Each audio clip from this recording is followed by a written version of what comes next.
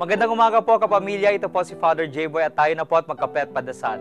Marami ang nagtatanong kung ano ang magiging relasyon natin sa langit. Paano ang mga lolo at lola natin? Ganoon pa rin ba sa kabilang buhay? Paano ang ating mga ninuno?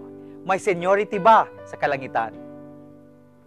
Wika ni Jesus, sa muling pagkabuhay, hindi na mag-aasawa ang lalaki o babae, kundi para na silang mga anghel sa langit. Ibig sabihin, magiging magkakapatid at magkakaibigan ang dati nating magulang na katatanda man o ninuno. Hindi na tayo sakop ng panahon.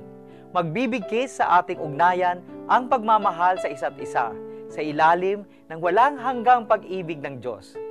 Dahil iisa lamang ang hantungan ng ating buhay, makakasama natin muli ang ating mga minamahal na yumauna. Pinahahalaga ng paniniwala sa kabilang buhay ang ginagawa natin sa kasalukuyan bilang paghahanda sa kinabukasan. Dahil sa paniniwalang ito, nagkakaroon ng kahulugan at hantungan ng ating buhay. Higit sa lahat, hindi natin isasantabi ang ating pag-asa at pangarap na magkaroon ng matuwid na buhay. Nararanasan natin ito kung isa sa puso natin ang dasal na itinuro ni Jesus sa atin, ang Ama namin.